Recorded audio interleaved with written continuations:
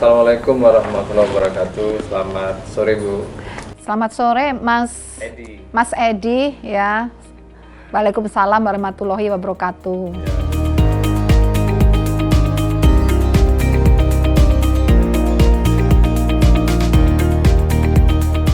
Jadi memang benar kami memiliki salah satu tugas mendukung Kementerian Lingkungan Hidup dalam hal memonitor kualitas udara. Nah, hasil monitoring kami langsung kami sampaikan ke publik melalui aplikasi ini ya. Saya rasa juga banyak aplikasi lainnya ya. Tapi kami dalam hal memonitor ini selalu menjaga kualitas peralatan untuk memonitor ini harus benar-benar terstandar dan terkalibrasi. Dan memang hasilnya terutama di awal bulan di bulan Agustus ya, terus juga masuk September itu beberapa kali tidak sehat. Kalau nggak salah warnanya kuning. Namun kami amati kalau masuk di Sabtu Minggu itu berubah jadi biru, itu sedang. Artinya apa? Artinya kualitasnya membaik. Ini hasil monitoring yang dilakukan BMKG ya. Sejak sebelum ada isu kualitas udara kami terus memonitor ya. Cuma di 2 bulan terakhir ini kebetulan kalau kita lihat Sabtu Minggu itu membaik. Dan juga teman-teman dari Kedeputian Klimatologi melakukan pengamatan melalui satelit atau satelit Sentinel. Saya rasa ini juga open untuk publik. Di situ terlihat ada beberapa sumber pencemar. Nah, di antara beberapa sumber itu memang yang relatif terbesar di antara yang lain sumber pencemarnya ada beberapa ya. Nah, itu memang di kegiatan transportasi. Selain ada industri dan ada PLTU. Nah, itu bisa terdeteksi. Dan jadi seakan-akan ada atau tampaknya ada korelasi antara dari sumber ini dari satelit yang dilihat dan juga dari pengamatan di lapangan itu bahwa kalau di mana tidak banyak kegiatan transportasi itu kualitasnya membaik. Jadi menurut BMKG memang kita harus benar-benar lebih serius dalam menjaga kualitas udara ini. Dan kami koordinasi di bawah koordinasi Menko Marves, itu ada Menteri Lingkungan Hidup dan Kehutanan, ada Menteri Perhubungan ya. Di situ berbagi tugas kami. Jadi misalnya yang Menteri Perhubungan bersama Korlantas ya, itu mengatur lalu lintas agar dijaga lah karena ini transportasi publik ini nampaknya memang sangat dibutuhkan untuk mengurangi transportasi individu karena kan terlihat banyaknya ini di akhir pekan ini menurun. Kemudian juga Ibu Menteri Lingkungan Hidup mengendalikan uji emisi. Jadi diatur lebih ketat kalau memang kendaraan ini tidak lolos uji emisi ya tidak boleh jalan itu. Selain juga ada Menteri ESDM juga saat itu di sana. Beliau juga mengatur tentang PLTU itu. Jadi memang mengurangi kegiatan atau bahkan beberapa waktu itu men-stop itu ya. Dan kami dari BMKG ini terus memonitor kualitas udara bersama Kementerian Lingkungan Hidup dan bisa mendeteksi zona mana yang kira-kira parah. Dan kami bersama BRIN dan juga BNPB melakukan penerapan teknologi modifikasi cuaca, maksudnya untuk mencuci polutan yang ada di udara ini. Karena analisis kami, teman-teman klimatologi dan meteorologi itu mengatakan melihat bahwa memang saat itu kondisi angin stagnan ya. Jadi polutan ini tidak bisa tersapu dan tidak ada hujan, tidak bisa tercuci ya. Nah, sehingga saat itu sampai hari ini kami melakukan upaya untuk ini menerapkan moist generator. Jadi di atas gedung ini kita pasang alat yang disebut moist generator. Di situ mengeluarkan semacam spray. Water mist yang Water mist, ya, sama. Ini yang mengkoordinasikan pemerintah DKI. Jadi ini gotong royong pemerintah DKI juga ya. Di gedung-gedung itu termasuk gedung kami memasang ada 2 persis yang seperti pemerintah DKI lakukan. Memang di bawah koordinasi beliau untuk mencuci minimal kualitas udara di lingkungan BMKG. Selain itu BMKG juga melakukan dari pesawat. Juga kerjasama dengan TNI ya. Jadi mistnya ini, kabut airnya ini disemprotkan dari pesawat. Pesawatnya ini mondar-mandir di atas Jakarta mensemprot-semprot seperti itu. Jadi itulah menurut pandangan kami ya itu tanggung jawab bersama. Jadi semuanya bertanggung jawab untuk mengatasi, bahkan sebetulnya pemerintah itu kan sudah mengeluarkan ada peraturan pemerintah Republik Indonesia, juga ada beberapa kali dikeluarkan PP ini sejak tahun 1999, kemudian diperbarui di 2021, lalu ada Perda. Aturannya itu sebetulnya sudah ada, sudah implementasinya. Nah, seperti itu.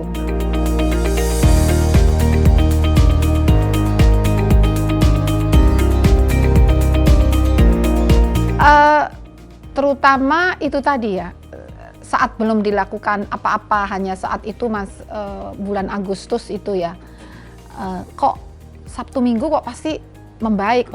Nah, sehingga setelah ada effort, biru itu artinya sedang, itu menjadi jauh lebih banyak. Kami ada datanya, nanti boleh kalau ditayangkan, jadi birunya tuh jauh lebih banyak. Sehingga memang kami mengevaluasi terus ya.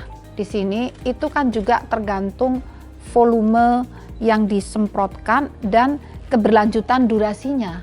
Nah, waktu itu kami memutuskan akan dihentikan pada tanggal sekian, dihentikan. Nah, itu juga seketika itu berangsur kembali menguning itu jadi sangat sensitif. Nah, Ibu Menteri KLHK buru-buru telepon, Bu, ini gimana ini? Apa harus kita lanjutkan lagi? Ya kalau gitu kita lanjutkan terus akhirnya sampai beliau melapor ke presiden ya. Akhirnya ini semuanya tuh koordinasi dan 24 jam Pak. Jadi kalau Ibu Menteri, Bapak Gubernur itu juga langsung telepon, Bu ini kira-kira gimana ini, harus diteruskan atau gimana ini? Kami menunggu ini terus. Baik Pak, saat itu yang ditunggu hujan. Jadi Bapak Gubernur minta, kapan ini hujan lagi Bu? Karena hujan itu sangat ditunggu untuk mencuci dan juga udah mulai kering. Tidak hanya polusi tapi kering juga. Nah, awan tidak ada. Saat itu memang potensi awan untuk disemai, dipaksa turun menjadi hujan, itu tidak ada. Kalau ada pun standarnya belum memenuhi, dari kelembapannya, dari peluangnya untuk bisa turun hujan itu masih sangat rendah. Nah, sehingga kami terus tiktokan ya, koordinasi, akhirnya diputuskan ini akan diperpanjang paling tidak musim hujan itu akhir Oktober. Jadi masih lama.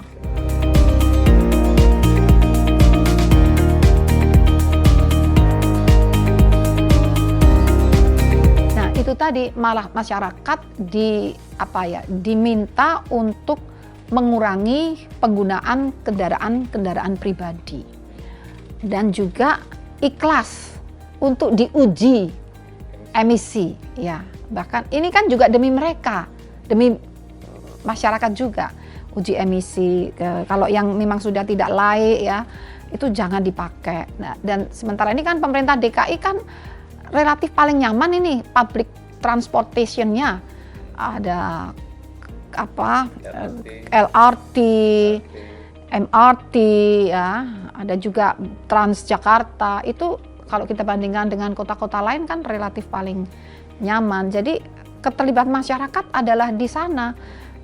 mengurangi emisi karbon dari kendaraan-kendaraan pribadi mereka, seperti itu, atau menggunakan kendaraan listrik, kendaraan yang lebih ramah lingkungan, seperti itu. Jadi sebenarnya masyarakat juga harusnya terlibat juga melalui cara-cara seperti tadi, dan juga jangan membakar sampah sembarangan, kan itu masih membakar sampah ini.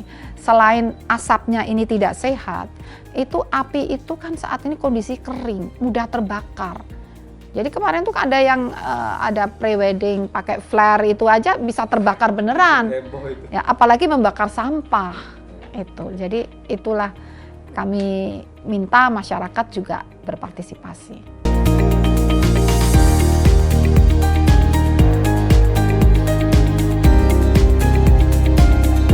Sebetulnya itu kelihatan dari satelit, kelihatan titik-titiknya di mana, dan itu sudah saya tidak menyebut ya, tapi ada itu.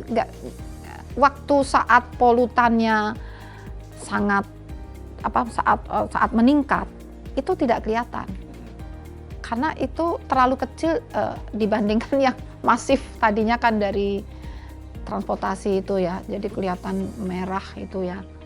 Nah, tapi setelah yang merah transportasi itu mulai mereda, itu jadi kelihatan titik-titiknya di mana, di keliling DKI itu ada. Dan itu sudah kami sampaikan ke Ibu Kementerian Lingkungan Hidup dan Kehutanan, kan ada satgasnya yang terjun langsung di lapangan untuk istilahnya melacak itu.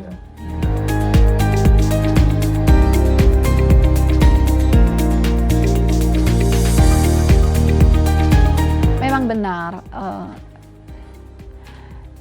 jadi itulah yang saat ini sedang digarap oleh Kementerian ESDM dan Ibu Kementerian Lingkungan Hidup itu.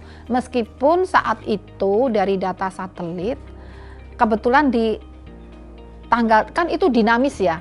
Jadi yang saya ucapkan ini belum tentu sama dengan hari ini. Tapi saat itu kita berapat bersama dipimpin Bapak Menko Marves, itu sekitar bulan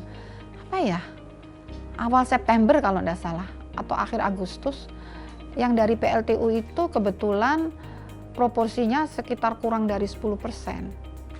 Jadi yang tinggi waktu itu dari transportasi, kemudian agak sedikit di bawahnya dari industri di sekitar. Nah, jadi waktu itu juga ada dari PLN hadir juga ya. Nah, itu juga semua sepakat untuk mematikan saat itu. Ini. Nah untuk selanjutnya mestinya itu udah dikoordinasikan ya.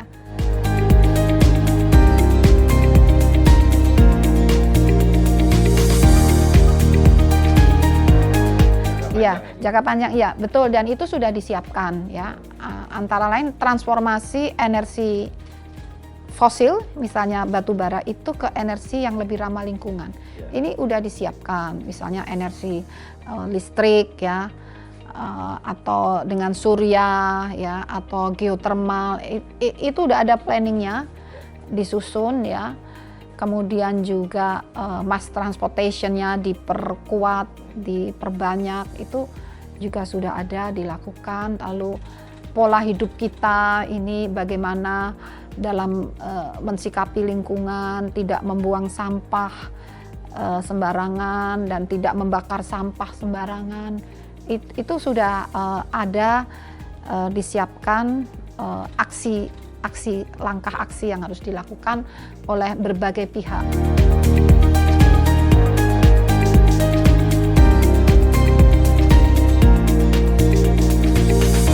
Jadi sebetulnya BMKG mendeteksi adanya peluang terjadinya El Nino 50-60% itu di akhir tahun 2022 atau awal tahun 2023. Itu sudah kita deteksi dan segera kami sampaikan informasi ini secara berkala ke Bapak Presiden dan seluruh kementerian terkait dan ke pemerintah daerah, ke gubernur-gubernur, dan juga ke publik itu terutama. Ada peluang Dan dampak dari El Nino ini antara lain adalah curah hujan yang rendah atau sangat rendah.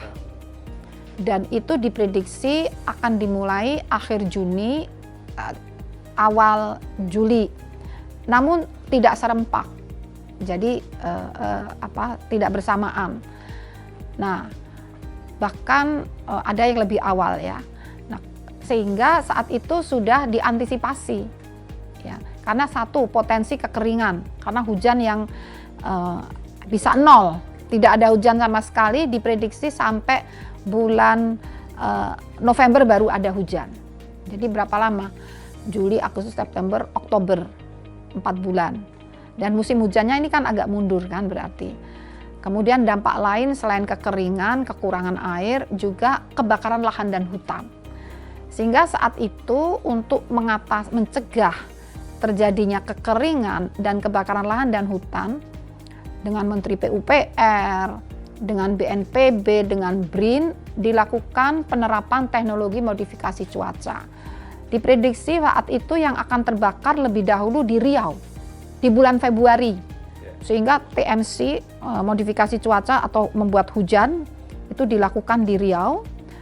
Kemudian juga daerah-daerah lain yang biasanya langganan karhutla. Jadi hujan itu tidak dibiarkan turun sembarang, ini awan kan turunnya bisa, hujannya turun di mana, sembarang tempat ya. Tapi diarahkan mengisi waduk untuk cadangan, lalu diarahkan di lahan gambut yang biasa terbakar. Maksudnya menjaga agar muka air tanah selama beberapa bulan dengan recharge dari hujan ini akan naik, sehingga kelembapan gambut itu terjaga. Itu sebelum, jadi dilakukan mulai Februari sampai hari ini masih dilakukan. Itu dengan TNI, dengan BNPB, BRIN, BMKG, KLHK, itu Kementerian Perhubungan juga. Nah, jadi sebetulnya sudah diantisipasi karena fenomenanya diprediksi kurang lebih sama dengan tahun 2019. Jadi ini bukan yang pertama kali dan tidak lebih parah dari tahun 2015-2016. Sebenarnya sudah bisa terhitung lah sebelumnya.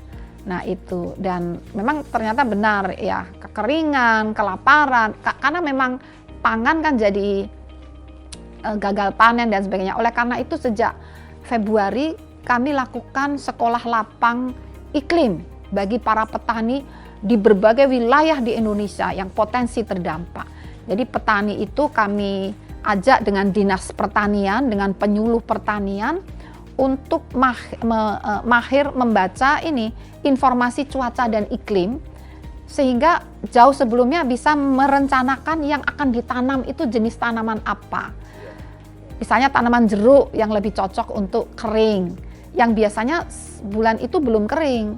Jadi agar petani itu sudah beradaptasi sebelumnya. Nah itu juga dilakukan, ya, kesadaran dulu, kesadaran, lalu waspada, terus aktif terlibat.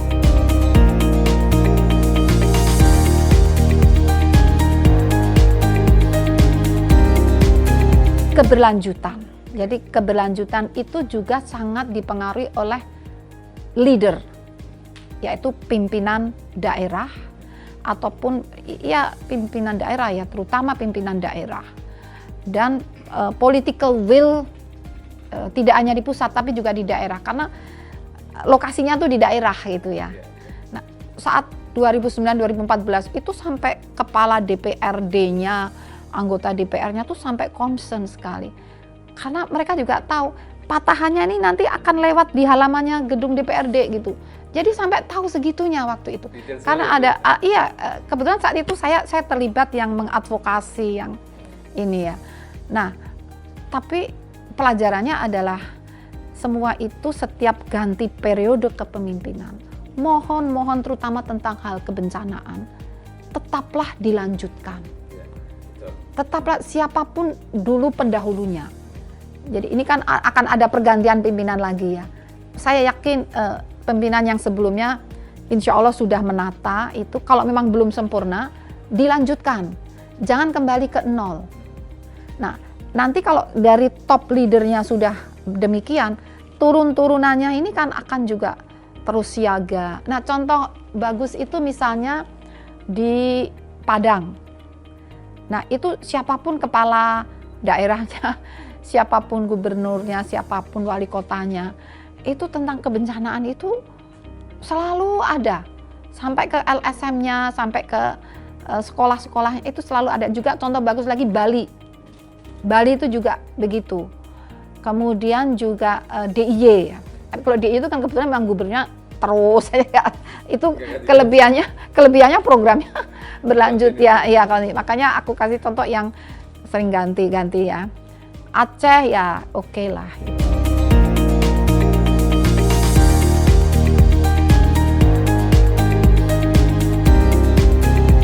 Termasuk ini berlaku tidak hanya untuk level daerah, level nasional juga itu. Jadi yang sudah dibangun, disiapkan sebelumnya, terutama untuk hal kebencanaan, ketahanan iklim, ketangguhan, itu bukan berarti nggak itu karena produk dulu, saya kan orang baru, terus nggak dipakai, jangan, tetap dipakai.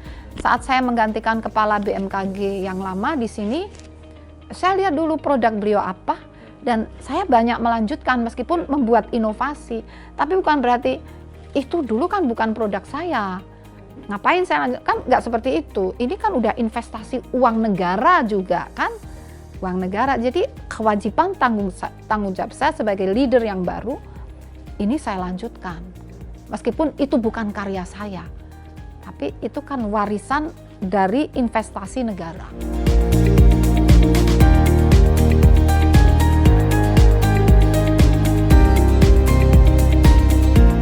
Kenapa harus, bukan agar ya, harus lebih peduli. Mudahnya data dari BNPB itu mengatakan 95% bencana adalah bencana hidrometeorologi.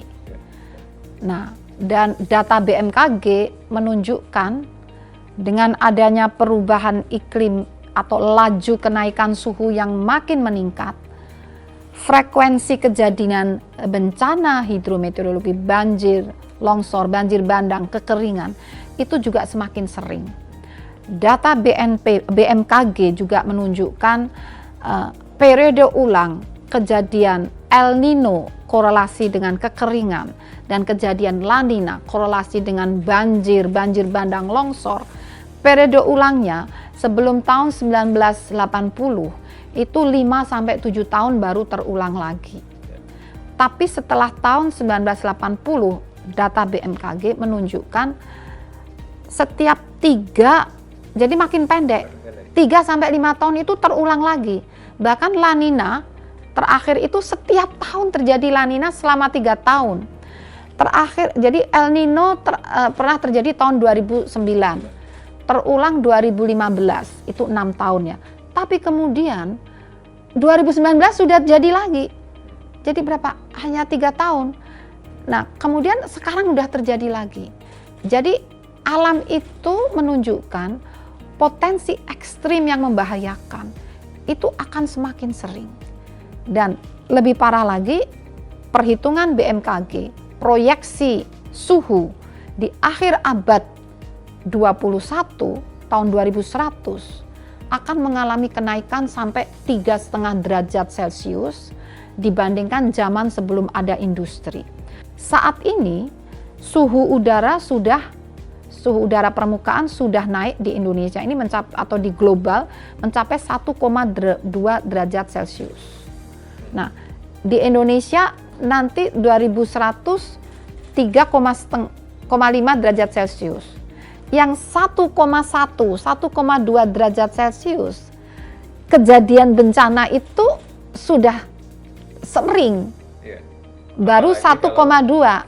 Nah, apalagi kalau 3,5, 3 kalinya lebih, ekstrimnya akan mungkin setiap jam atau setiap hari akan ekstrim. Kan kasihan anak cucu kita. Bahkan organisasi meteorologi dunia memperhitungkan di tahun 2050-an, dekat dengan Indonesia emas, itu terjadi krisis pangan. Karena laju kenaikan suhu yang semakin tinggi dan kekeringan, kekurangan air itu menjadi semakin parah. Akibatnya pangan akan semakin terganggu. Artinya sebelum akhir abad aja kita cari makan udah sulit. Itu semua apa? Gara-gara emisi gas rumah kaca yang juga emisinya melompat.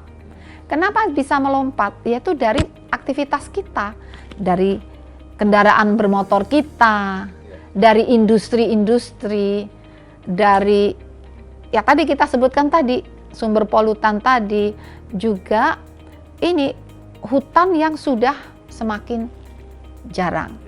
Nah, jadi lifestyle kita, gaya hidup kita yang mengarah ke peningkatan laju CO2, CO atau gas-gas rumah kaca lainnya dari aktivitas kita itu memang harus kita tinggalkan. Jadi lebih menggunakan energi yang ramah lingkungan, energi surya atau energi geotermal, angin, listrik, dan yang lain-lain. Jadi Itu semuanya harus mengarah ke energi baru dan terbarukan. Itu kalau tidak, ya kita melanggar silakan aja, tapi tungguin aja nanti cari makan sulit. Kelaparan tahun 2050-an, akhir abad atau bahkan sebelum akhir abad udah kekurangan air. Kita mau cari air di mana? Dan kita nggak bisa impor. Karena itu terjadi global. Kita mau impor dari Vietnam, Vietnam lebih parah lagi. Cari dari Thailand juga lebih parah lagi. Cina juga lebih parah lagi. Kita diuntungkan punya laut. Lautnya luas. Jadi kenaikan suhu tuh udah, kita nggak kena heat wave, gelombang panas. Karena laut kita luas, jadi ada cooler, pendinginnya itu. Jadi dampaknya tidak begitu sedahsyat lainnya. Tapi itu pun akan mengalami bencana juga.